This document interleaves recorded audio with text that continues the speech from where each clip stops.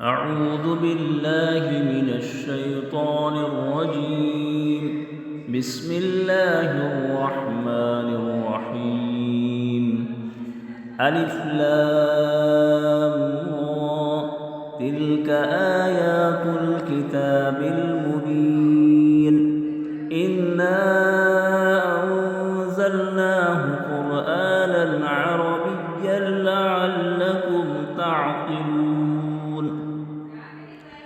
نحن نقص عليك أحسن القصص بما أوحينا إليك هذا القرآن وإن كنت من قبله لمن الغافلين. إذ قال يوسف لأبيه يا أبت إني رأيت 11 كوكبا والشمس والقمر رأيتهم لي ساجدين. قال يا بني لا تقصص رؤياك على إخوتك فيكيدوا لك كيدا إن الشيطان للإنسان عدو مبين. وكذلك يجتبيك ربك ويعلمك من تأويل الأحاديث ويتم نعمته عليك وعلى آل يعقوب كما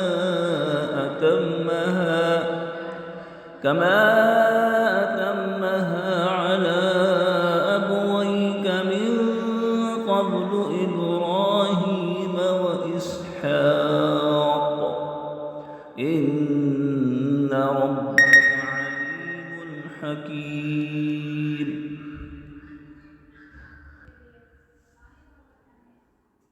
لقد كان في يوسف وإخوته آيات للسائلين إذ قالوا ليوسف وأخوه أحب إلى أبينا منا ونحن عصبة إن أبانا لفي ضلال مبين. اقتلوا يوسف أو اطرحوه أرضا يخل لكم وجه أبيكم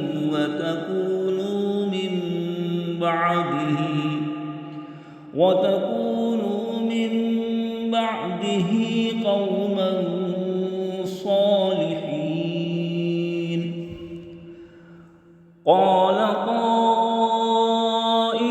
منهم لا تقتلوا يوسف وألقوه في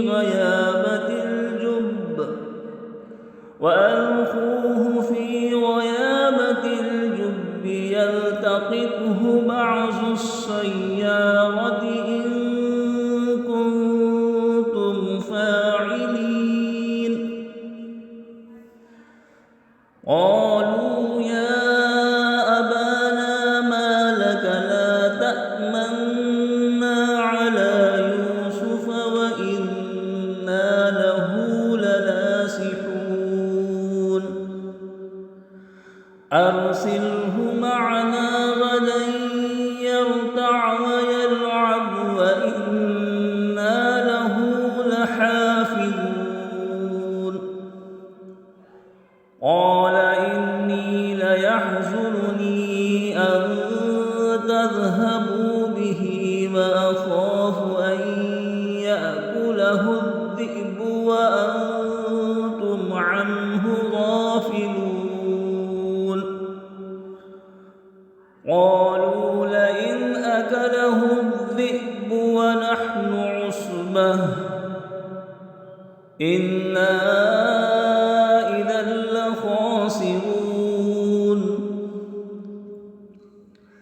فلما ذهبوا به وأجمعوا أن يجعلوا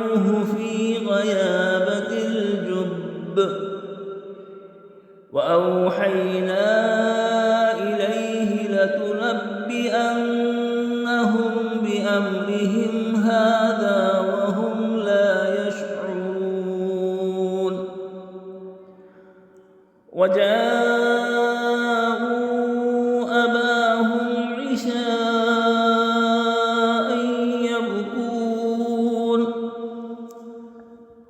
قالوا يا أبانا إنا ذهبنا نستبق وتركنا يوسف عند متاعنا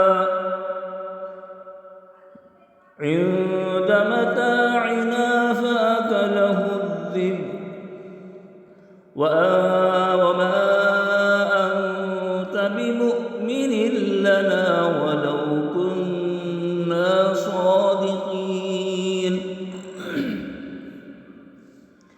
وجاءوا على قميصه بدم كذب قال بل سولت لكم أنفسكم أمرا فصبر جميل والله المستعان على ما تصفون وجاءت سيارة فأرسلوا واردهم فأدلى دلوه قال يا بشرى هذا غلام وأسروه بضاعة والله عليم بما يعملون